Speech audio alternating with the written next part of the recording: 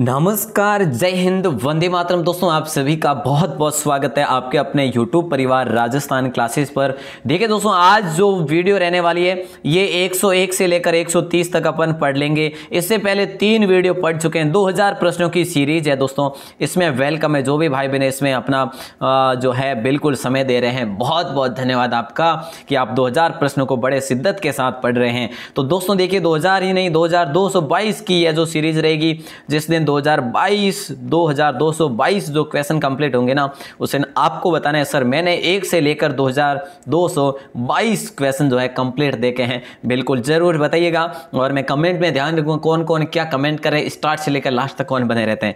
चलिए तो देखिए दोस्तों, कल ये प्रश्न था आपका और ये प्रश्न हो गया था। अब ये देखिए, ये कल आपसे प्रश्न पूछा था मैंने कि जगन्नाथ राय विष्णु का जो पंचायत मंदिर था वो मेवाड़ में बनाया गया था। दोस्तों कौन से महाराणा के द्वारा बनवाया गया? तो दोस्तों महाराणा जगत सिंह के द्वारा बनाए, जिनके शासनकाल की बात करें 1628 से 1652 तक इनका शासनकाल रहा था। ठीक है दोस्तों, जगत सिंह का राज्याभिषेक की बात करें तो 28 अप्रैल को इनका राज्याभिषेक हुआ था। 28 अप्रैल 1628 को इनका राज्याभिषेक होता है दोस्तों। और इन्होंने क्या किया था? जगदीश जी का मंदिर या फिर जगन्नाथ मंदिर कह सकते हो, जगदीश मंदिर कह सकते हो, ये दोस्तों मई 1652 में बनाया था। इंपोर्टेंट क्वेश्चन है दोस्तों, 1652 में बनाया था। और दोस्तों इसे विष्णु का पंचायत मंदिर भी कहा जा सकता है क्योंकि इस शैली में बना हुआ मंदिर है। और दोस्तों ये मंदिर जो है ना, किसकी देख रेख में कंप्लीट हुआ? तो दोस्तों याद रखना, देख रेख की बात आए ना तो दोस्तों अर्जुन की देखरेख में इस मंदिर का निर्माण हुआ। दोस्तों अगर प्रश्न पूछा जाए वास्तुकार इसके कौन हुए, तो दोस्तों इसके वास्तुकार हुए भाणा और मुकुंद। ठीक है, उसका पुत्र था मुकुंद। भाणा और मुकुंद जो है इसके वास्तुकार हुए थे। दोस्तों इस मंदिर की प्रतिष्ठा की अगर बात करें तो 13 मई 1652 में इस मंदिर की प्रतिष्ठा हुई दोस्तों। ठीक है, और दोस्तों इस मंदिर से संबंधित जगन्नाथ राय प्रशस्ति भी लिखी गई। क्या? जगन्नाथ राय प्रशस्ति भी लिखी गई। दोस्तों ये प्रशस्ति किसके द्वारा लिखी गई? तो दोस्तों कृष्ण भट्ट तेलंग द्वारा यह प्रशस्ति लिखी गई। इंपॉर्टेंट क्वेश्चन है दोस्तों, याद रखना है। और मंदिर के पास दोस्तों धाई मां का मंदिर भी है, यह भी आपको याद रखना है। महत्वपूर्ण प्रश्न था। आगे बढ़ेंगे, अगले प्रश्न को देखेंगे। सबसे पहला प्रश्न आज का जो है आपकी स्क्रीन पे आ चुका है। 101 नंबर। देखिए 101 से लेकर 130 तक आपका आज का सफर रहने वाला है। उम्मीद करूंगा हर भाई हर बहन बड़ी शान और शिद्दत के साथ पढ़ेंगे इस क्लास को। राजस्थान जी के मौज में आई कि मेरे पर आई कि मैं आपको इस लेवल में कंप्लीट करवा ही दूंगा। देखिए सन 1938 में जोधपुर में मारवाड़ लोक परिषद का गठन किसके द्वारा किया गया था? जैसा कि आपको प्रश्न पूछा जा रहा है और सुपर फास्ट करने वाला हूं दोस्तों, पहले से ही बता दूं सुपर फास्ट करूंगा क्लास को। ठीक है, तो राइट आंसर सभी का हो जाएगा जय नारायण साहब व्यास हो जाएगा दोस्तों, जय नारायण व्यास हो जाएगा। बिल्कुल आसान सा प्रश्न, जय नारायण व्यास जो है सी ऑप्शन में। दोस्तों अगर बात करें जय नारायण व्यास को अन्य नाम की बात करें तो इनको लक्कड़ कक्कड़ भी कहा जाता है दोस्तों, और इन्हें राजस्थान का जननायक कहा जाता है दोस्तों। ये चीज हमेशा के लिए याद रखना महत्वपूर्ण प्रश्न है। ठीक है, आगे बढ़े, अगले प्रश्न को देखें। तो अगला प्रश्न है 102 और 102 में देखिए कि देखिए जालोर दुर्ग का जो निर्माण है किस राजवंश के शासकों द्वारा करवाया गया है? शासकों द्वारा, किसके शासकों द्वारा? देखिए राठौड़ वंश के द्वारा, परमार वंश, चौहान वंश या फिर है जो कछवाहा वंश। दोस्तों महत्वपूर्ण प्रश्न है, बहुत ही अच्छा प्रश्न है दोस्तों। यहां पर ये चीज ध्यान रखनी है। तो राइट आंसर देखिए, जालोर दुर्ग का निर्माण किस राजवंश के शासकों द्वारा करवाया गया? तो अब देखिए, एक अगर ऑप्शन होता प्रतिहार वंश। दोस्तों देखिए प्रतिहार वंश का ऑप्शन होता ना तो आप उसमें कंफ्यूज हो जाते कि सर प्रतिहार करें या परमार वंश करें। यहां पर तो आपका परमार वंश होगा दोस्तों। परमार कैसे होगा? देखिए ये कौन बताते? ये इतिहासकार गौरीशंकर हीराचंद ओझा बताते हैं कि इस जालोर दुर्ग का निर्माण परमार शासकों के द्वारा करवाया गया, परंतु अधिक जो साक्ष्य ये बताता है कि यह जो प्रतिहारों के द्वारा किया गया। तो दोस्तों दोनों चीजें आएगी नहीं। अगर दोनों चीजें आ जाती है तो प्रतिहार करना है, अगर केवल एक परमार आए तो परमार करना है, प्रतिहार आए केवल तो प्रतिहार करना है। दोस्तों इन चीजों का आपको हमेशा ध्यान रखना है। नेक्स्ट क्वेश्चन, किस शासक ने ढूंढाड़ राज्य की स्थापना की? दोस्तों बहुत ही इंपॉर्टेंट प्रश्न है। ढूंढाड़ राज्य की स्थापना किसके द्वारा की गई? मेरे प्यारे भाई बहन जो भी बी ऑप्शन बता रहे हैं उन सभी का राइट होगा दुल्ले राय। दोस्तों दुल्ले राय। ठीक है, और दोस्तों ये जो दुल्ले राय है ना, इनका दूसरा नाम, बचपन का नाम तेजकरण था। ठीक है, ये पहले से ये जो तेज थे तो इनका बचपन नाम तेजकरण था दोस्तों। अब आपसे पूछा जाएगा कि ढूंढाड़ राज्य की स्थापना कब की? तो दोस्तों 1137 में की। एक और प्रश्न बनता है कि यह जो जमुआय माता मंदिर की स्थापना किसके द्वारा करवाई गई? तो प्यारे दोस्तों दुल्ले राय के द्वारा करवाई गई। जमुआ रामगढ़ में जो जमुआय माता का मंदिर है ना, उनकी स्थापना इन्हीं के द्वारा करवाई गई। मोस्ट इंपोर्टेंट क्वेश्चन है। अगला प्रश्न है नंबर 104, जल्दी बताइएगा आंसर। भारमल आमेर राज्य का शासक कब बना? देखिए दोस्तों, जो भारमल बना था ना, आमेर राज्य का शासक बना, तो ये कब बना था ये आपसे पूछा जा रहा है। तो आमेर में दोस्तों भारमल भी क्या था, ये कछवा ही था। तो यहाँ पर राइट आंसर की बात करें तो क्या जाएगा, 1546, 1557, 43 और 16। दोस्तों 16 तो होने का सवाल नहीं है, न है जो 43 होगा।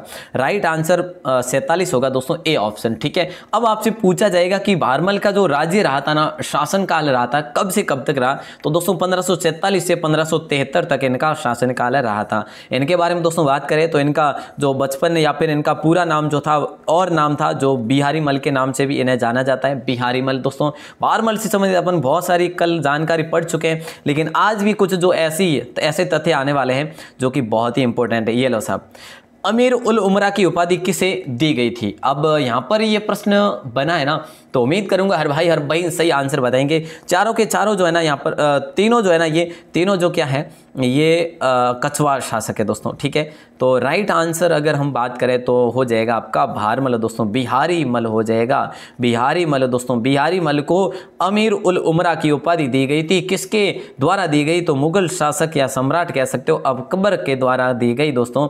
ये चीज़ याद रखना इंपॉर्टेंट क्वेश्चन है। ठीक है, और सबसे पहले दोस्तों संधि करने वाला ये भारमल जो था ना, मतलब कि वैवाहिक संधि करने वाला भारमल था। भारमल ने दोस्तों अपनी पुत्री जोधाबाई का विवाह इन्हीं से करवाया था। ठीक है, नेक्स्ट क्वेश्चन देखते हैं दोस्तों। और नेक्स्ट क्वेश्चन है 106। देखिए, प्रबंध कोश निम्न में से किसकी रचना है या फिर कृति है? एक ही चीज हो जाती है, राणा सांगा की नहीं है साहब। ठीक है, ये तो अपने युद्धों से भी फ्री नहीं हुए। सर्वाधिक युद्ध जो हुए ना, युद्ध किसने किए? सर्वाधिक युद्ध दोस्तों महाराणा सांगा ने किया। ठीक है, तो यहाँ पर राइट आंसर राजशेखर हो जाएगा। मोस्ट इंपोर्टेंट क्वेश्चन है, राजशेखर ने प्रबंध कोश की रचना की थी दोस्तों। महत्वपूर्ण प्रश्न है। ठीक है, और आगे बढ़ते हैं और अगले प्रश्न को देखते हैं। 107 में, राजस्थान में कछवाहा राजवंश की छत्रियां कहाँ पर बनी हुई है? इतना आसान प्रश्न पूछा जा रहा है आपसे। क्या पूछा जा रहा है कि राजस्थान में जो कछवाहा राजवंश की छत्रियां है ना, देखिए दोस्तों, जोधपुर के राजवंश की छत्रियां कहाँ पर है? देखिए दोस्तों, ये चीज़ आपको ध्यान रखना, पहले मंडोर में थी, उसके बाद है जो कहाँ स्थापित की थी, उसके बाद जसवंतथड़ा के पास में स्थापित की गई थी दोस्तों। ठीक है, लेकिन ऐसे इसी प्रकार से बीकानेर हो गया, ठीक है, कोटा हो गया, और दोस्तों अपने बहुत सारा जैसे जैसलमेर हो गया, सभी की पड़ी है। कछवाहा राजवंश की छत्रियां जो है ना, गेटोर में है दोस्तों।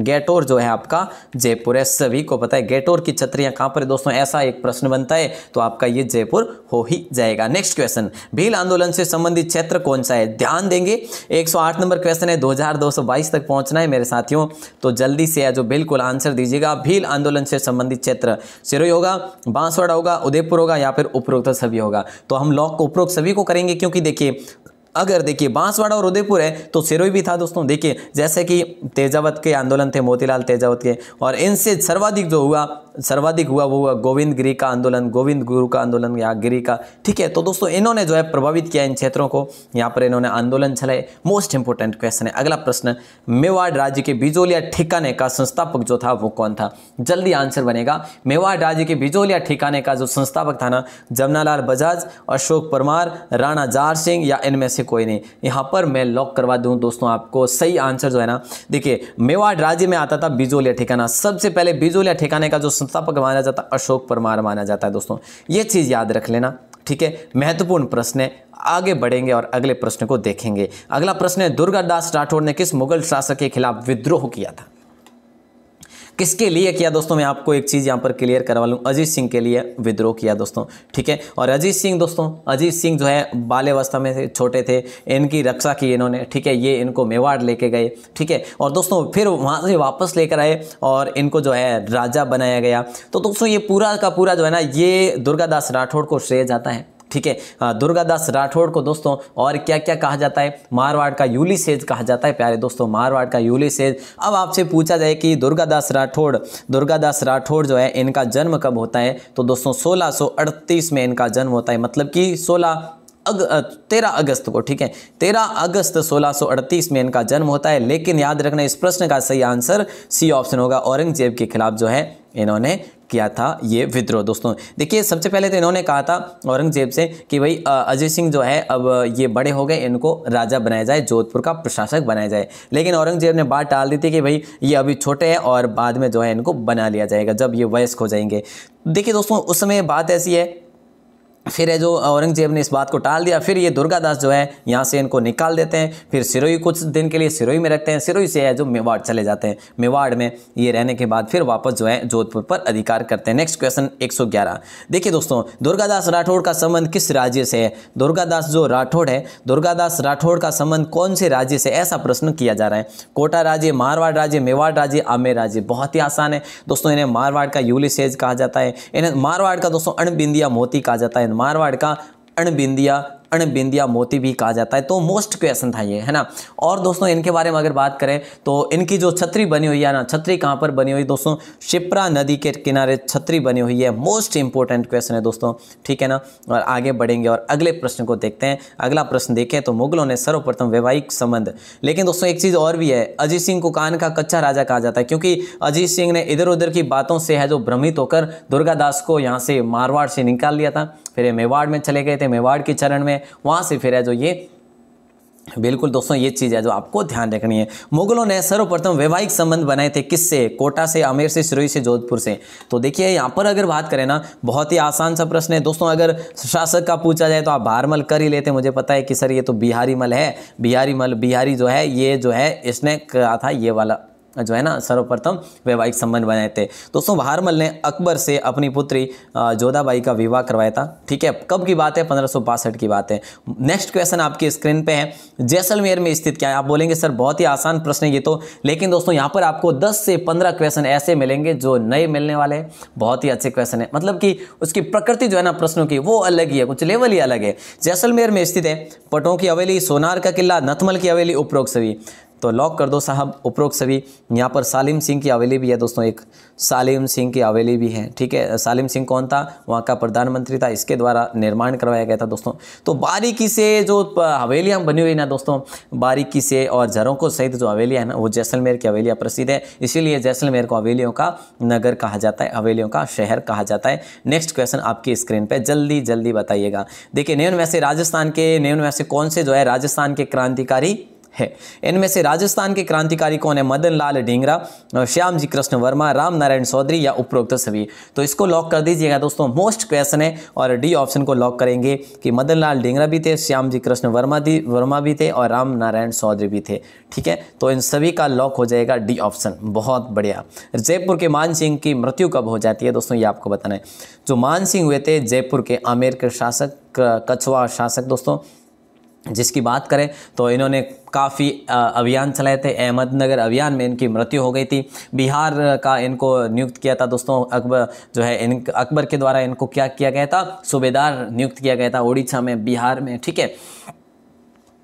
तो जयपुर में मान सिंह की मृत्यु दोस्तों, जयपुर के मान 1657, 1614, 7 और 1635। यहाँ पर देखिए दोस्तों 1611 में ये चले जाते हैं अहमदनगर, ठीक है। और अहमदनगर में वहाँ पर इनका जो है क्या चलता है? अभियान चलता है, ठीक है।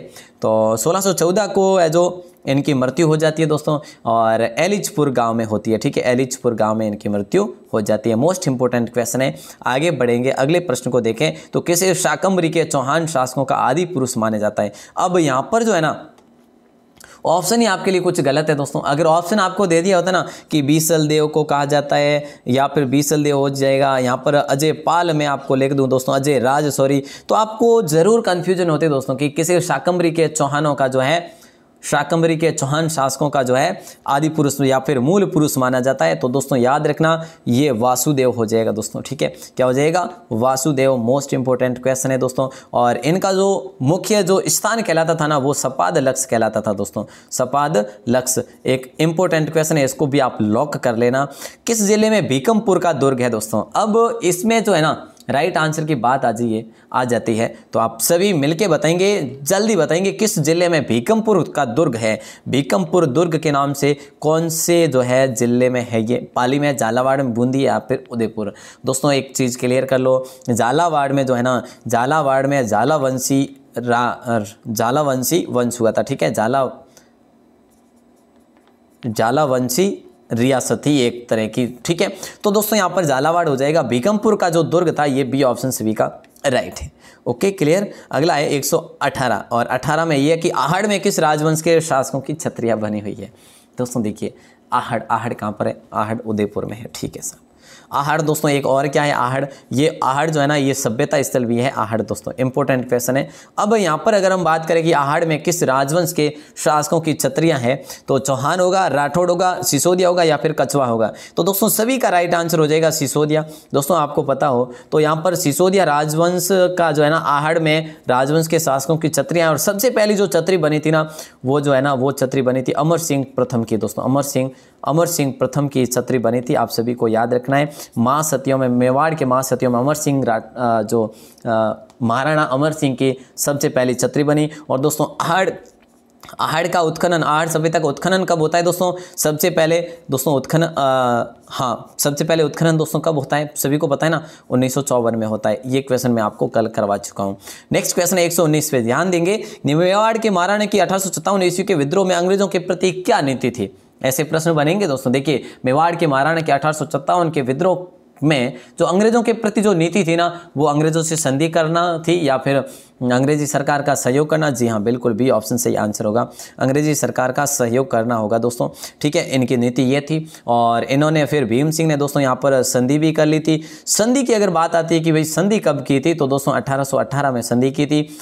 ये दोस्तों कौन सी संधि थी? ये अधीनस्थ संधि थी। यहाँ पर मेवाड़ का सूरज जो है डूब चुका था और यहाँ पर जो है मेवाड़ का पूरा प्रशासन जो है अंग्रेजों के अधीन हो गया था। यहाँ पर 1818 का जो दिन हुआ ना दोस्तों, ये बिल्कुल एक तरह से बिल्कुल डूबने वाला हुआ था। अगला प्रश्न 120 नंबर। देखिए राजस्थान में डूंगजी व ज्वारजी क्यों लोकप्रिय? अब आपसे प्रश्न पूछा जा रहा है, अब आप बता देंगे कि सर इसमें से कौन सा होगा। ये एक टीचिंग लेवल का प्रश्न आ गया। ठीक है, मतलब कि आपको दिमाग लगाना इसमें, क्रांति के प्रमुख नेता या फिर टीचिंग मेथड का, है ना। तो देखिए लोक देवता अंग्रेजी छावनी को लूटना है, दानवीर होना है। देखिए दोस्तों मुख्य जो कारण है ना लोकप्रिय, क्रांति के प्रमुख नेता थे साहब, ये भी थे, लेकिन लोक देवता भी थे दोस्तों। लोक देवता कब कहलाए? बाद में कहलाए। और दानवीर भी थे, लेकिन उन सभी से पहले इन्होंने जो है ना अंग्रेजी छावनियों को लूटा दोस्तों, अंग्रेजी छावनियों को लूटा और उस धन को दोस्तों गरीबों में और जो क्रांतिकारी जो थे भाग लेते थे उनको है जो बांटा था। इसलिए ज्वारजी और डूंगजी प्रसिद्ध है। और कहाँ के थे दोस्तों?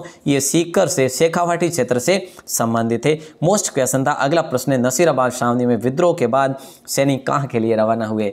दोस्तों कितना शानदार प्रश्न है। बोलता हूँ कि यहाँ पर जो प्रश्न आएंगे ना ये प्रकृति जो है ना पूरी की पूरी अलग है। नसीराबाद छावनी में विद्रोह के बाद सैनिक कहाँ के लिए रवाना हो गए थे?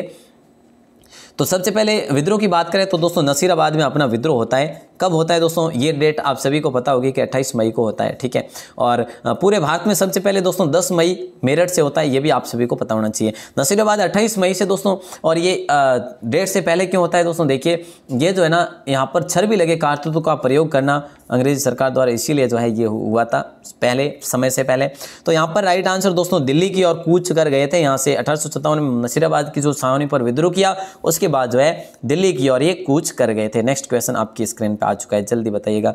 122 नंबर, जल्दी बताइए। 122 नंबर देखिए, किस राज्य ने सबसे पहले अंग्रेजों के साथ संधि की थी? अब यहाँ पर दोस्तों बहुत सारे प्रश्न बनते हैं। एक तो बनता है कि सर सायक संधि जो की थी ना, सायक संधि जो की थी ना वो की थी दोस्तों 1803 में, याद रखना 1803 में भरतपुर ने की थी। किसने की थी? भरतपुर ने। ठीक है साहब। अच्छा दोस्तों एक और चीज़ यहाँ पर और चीज़ आती है कि भाई जो किस राज्य ने सबसे पहले अंग्रेजों के साथ संधि कौन सी, यहाँ पर ये पूछा जा रहा है। यहाँ पर दोस्तों अगर भरतपुर ऑप्शन होता ना तो क्वेश्चन तो है ना ये कॉमन ही पूछा जा रहा है। भरतपुर ऑप्शन होता तो आप भरतपुर कर लेते, लेकिन यहाँ पर ऑप्शन करौली है ना, तो करौली को करेंगे। इसने संधि की थी 15 नवंबर को दोस्तों, 15 नवंबर 1817 को संधि की थी। और ये संधि क्या कहलाई थी? एक संक्षिप्त में संधि थी दोस्तों। क्या? संक्षिप्त में एक ये संधि थी। इंपॉर्टेंट क्वेश्चन है। आगे बढ़ते हैं 123 नंबर। उम्मीद कर रहा हूं दोस्तों आप बड़े ध्यान से देख रहे हैं क्लास को, बड़ा आनंद आ रहा होगा। सुपर फास्ट भी तो कर रहे हैं ना? बिल्कुल दोस्तों, इतनी मेहनत की जा रही है आपके लिए, तो शेयर वगैरह भी बनता है, शेयर करते रहिएगा आपकी क्लासेस को। लाइक वाइक मैं कभी नहीं बोलता, अगर हो सके तो कर लेना, नहीं तो कोई बात नहीं, आप क्लास को बड़े ध्यान से देखा करो। ठीक है, 1818 ईस्वी में अंग्रेजों द्वारा किस राज्य को खिराज से मुक्त किया गया था? 1818 में अंग्रेजों द्वारा किस राज्य को खिराज से मुक्त किया गया था? प्रश्न आपके लिए बहुत नया है, इंपॉर्टेंट प्रश्न है दोस्तों। जयपुर है, इसको लॉक कर देना। ये प्रश्न आपको बार बार कहीं नहीं मिलेगा। 1818 ईस्वी में अंग्रेजों द्वारा किस राज्य को खिराज से मुक्त किया गया? जयपुर को किया गया। बी ऑप्शन लॉक होगा। नंबर 124 आपकी स्क्रीन पे। 124 किस व्यक्तित्व द्वारा संघ सभा की स्थापना की गई? दोस्तों संघ सभा की स्थापना की बात करें कहाँ पर की गई, तो दोस्तों सिरोही में की गई। अच्छा, कब की गई, तो दोस्तों 1883 में की गई। अब बताइएगा राइट आंसर कौन सा हो जाएगा। बहुत आसान, बहुत आसान, बहुत आसान। गोविंद गिरी ने दोस्तों संघ सभा की स्थापना की, भीलों को एकत्रित करने के लिए की थी। दोस्तों आगे बढ़ेंगे, अगले प्रश्न को देखेंगे। 125, जल्दी बताइए। गांधी जी ने यंग इंडिया में दोहरी डायरी किस जिले के कांड को बताया था। दोहरी डायरी दोस्तों गांधी जी ने कहा था अपनी जो पुस्तक थी यंग इंडिया में, ठीक है। तो यंग इंडिया के अंतर्गत जो है यंग इंडिया में दोस्तों दोहरी डायरी किस जिले के कांड को बताया था, तो भीलवाड़ा जिले के, अलवर, बूंदी, बांसवाड़ा। कितना शानदार प्रश्न है दोस्तों। मैं बता दूं बांसवाड़ा में मानगढ़ वाला हुआ था जनसंहार, ठीक है। भीलवाड़ा में दोस्तों बिजोलिया वाला जो है ये क्या था, ये तो एक तरह का दोस्तों क्या था, किसान आंदोलन था। अलवर दोस्तों निमोचना था। और यहाँ पर आपका बूंदी बरड़ दोस्तों ये भी था, लेकिन ये यहाँ पर सही आंसर होगा आपका निमोचना, अलवर में। देखिए दोस्तों निमोचना जो है अलवर में हुआ था, ठीक है। ये कांड अगर हम बात करें कि भाई ये निमोचना कांड कब होता है, तो दोस्तों 14 मई 1925 को ये जो होता है निमोचना कांड। इस कांड में दोस्तों घर जला लिए गए थे, कई पशु पक्षियों को जला लिया गया था, पशुओं को जला लिया गया था, पशुओं के बाड़े जला लिए गए थे। और इसका डायर जो कहलाया गया दोस्तों साजू सिंह कहलाया। साजू सिंह ने यहाँ पर कहर बरसाया ये, ठीक है। तो इंपॉर्टेंट क्वेश्चन था दोस्तों, और इसको लॉक कर देना, ये आपके बार बार नहीं आने वाला ये क्वेश्चन, ठीक है। चलिए बहुत बढ़िया। अगला प्रश्न 126 में ये किसने करौली राज्य सेवक संघ की स्थापना की। कितना शानदार है दोस्तों। मैं बता रहा हूं ना, लास्ट में आपको क्वेश्चन सारे के सारे महत्वपूर्ण मिलने वाले। किसने करौली राज्य सेवक संघ की स्थापना की। यहीं पर एक और प्रश्न बनता है कि करौली प्रजामंडल की स्थापना किसके द्वारा की गई, तो दोस्तों वही व्यक्तित्व जिनका नाम था Munshi Trilok Chand Mathur. C option right answer होगा। इन्होंने करौली राज्य सेवक संघ की स्थापना की, उसके बाद इन्होंने करौली प्रजामंडल की स्थापना की। करौली प्रजामंडल की स्थापना 1938 में होती है दोस्तों। इसकी स्थापना मुंशी त्रिलोकचंद माथुर द्वारा की जाती है। और दोस्तों जो अध्यक्ष रहे थे ना इसके, करौली जो प्रजामंडल के अध्यक्ष रहे थे दोस्तों, याद रख लेना, डांगी साहब, ठीक है। अभय सिंह डांगी रहे थे। अभय सिंह डांगी रहे थे। मोस्ट क्वेश्चन है। अगला प्रश्न है नंबर 127। निम्न में से सहायक संधि का जन्मदाता कौन है। निम्न में से सहायक संधि का जन्मदाता जो है इनमें से कौन सा हो जाएगा। Lord Wellesley, Lord Dalhousie, Lord Clive या फिर विलियम बेंटिंग। दोस्तों मोस्ट इंपोर्टेंट क्वेश्चन, ये सहायक संधि अपने राजस्थान में हुई थी, राजस्थान में भी हुई थी दोस्तों। तो यहाँ पर राइट आंसर लॉर्ड वेलेजली हो जाएगा, ठीक है। क्या हो जाएगा, बी ऑप्शन सही आंसर हो जाएगा। महत्वपूर्ण प्रश्न है। और दोस्तों बात करें लॉर्ड वेलेजली का कार्यकाल, तो 1798 से ये कब तक रहा था, हाँ 1805 तक रहा था, ठीक है। तो ये चीज़ याद रख लेना, 1798 से 1805 तक ये लॉर्ड वेलेजली रहा था दोस्तों। याद रख लेना, जन्मदाता कहा जाता है सहायक संधि का इन्हें, ठीक है। अगला है कि सिंधु घाटी सभ्यता का सही नाम है। यहाँ पर बोलेंगे सर ये प्रश्न कैसा है, एक बार देख लीजिएगा वापस से कि सिंधु घाटी सभ्यता का जो सही नाम है ना, ये प्रश्न दोस्तों बना हुआ प्रश्न है, ठीक है। तो यहाँ पर एक बिल्कुल अच्छा क्वेश्चन है। सिंधु घाटी सभ्यता का सही नाम जो है ना, सिंधु सभ्यता नहीं है दोस्तों, हड़प्पा सभ्यता है, ठीक है। ऐसा प्रश्न अगर बने ना तो याद रखना, जरूरी नहीं दोस्तों कि ये एक संदेहास्पद प्रश्न है, ठीक है। संदेहात्मक प्रश्न है कह सकते हो इसे, संदेह जारी होता है इस प्रश्न में। तो राइट आंसर तो बी ऑप्शन लॉक कर देना आप सभी। अच्छा क्वेश्चन है। 129 नंबर क्वेश्चन है आपके लिए, बहुत ही आसान है। और यहाँ पर देखिए, राजस्थान की किस सभ्यता में अलंकृत ईंटों से निर्मित फर्श का अवशेष मिलता है। तो दोस्तों यहाँ पर और क्या, जुते हुए खेतों का भी अवशेष मिलता है, जुते हुए खेतों का भी अवशेष मिलता है। तो दोस्तों आहड़ नहीं होगा, कालीबंगा हो जाएगा राइट आंसर बी ऑप्शन, जिसका शाब्दिक अर्थ होता है दोस्तों क्या होता है, काली चूड़ियाँ। और दोस्तों अगर हम बात करें कि यह जो कालीबंगा कहाँ पर है, तो दोस्तों हनुमानगढ़ में, घग्गर नदी के तट पर है जो इसका उत्खनन हुआ। बहुत आसान है दोस्तों, अच्छा क्वेश्चन था। लास्ट क्वेश्चन है खजाइन उल फुतू। देखिए खजाइन उल फुतू किस फारसी इतिहासकार की रचना है। देखिए दोस्तों यहाँ पर जो है ना आपका 130 तक कंप्लीट हो गया है, ठीक है। यहाँ पर आपको बहुत सारे प्रश्न नहीं मिले आज, ठीक है। उम्मीद करूंगा कि प्रश्न जो है काफ़ी अच्छे थे। खजाइन उल फुतू किस फारसी इतिहासकार की रचना है, तो बरनी, मिनहाज उल सिराज, अबुल फजल, अमीर खुसरो। खुसरो साहब, खुश रहो, खजाइन उल फुतून खुश रहो, ठीक है, खुसरो खजाइन ऐसे याद कर लेना। ओके, तो दोस्तों यहाँ पर जो है 130 का राइट आंसर आप सभी का हो जाएगा डी ऑप्शन। मोस्ट क्वेश्चन थे सारे के सारे दोस्तों, 1 से लेकर 130 तक पढ़ चुके हैं। आज का महत्वपूर्ण प्रश्न मैं आपको दे देता हूँ, और जो इंपॉर्टेंट क्वेश्चन देता हूँ ना दोस्तों, ये अगर एग्जाम में ना छपे ना बताना, क्योंकि देखिए यहाँ पर मैं ऐसे प्रश्न जो खोज कर लेकर आता हूँ जो आपके एग्जाम की दृष्टि से महत्वपूर्ण क्या, अति महत्वपूर्ण क्या, अति से अति महत्वपूर्ण है, ठीक है। तो बिल्कुल आज का प्रश्न है, आज का मतलब कि ये चौथा, इस प्रकार से अपन ये कंप्लीट करेंगे। तो ये चौथी क्लास है तो 4 नंबर क्वेश्चन आ गया, ठीक है। इस प्रकार से बड़े मतलब कि आपके लिए एक प्लानिंग के साथ ये क्लास चल रही है। तो 1857 क्रांति में मेर जाति की टुकड़ी किस छावनी की थी, ये आपको बताना है दोस्तों। ब्यावर की थी, नसीराबाद की थी, नीमच की थी, या फिर एरिनपुरा की थी, जो भी थी आपको व्याख्या सहित बाहर आके कमेंट सेक्शन में बताना है।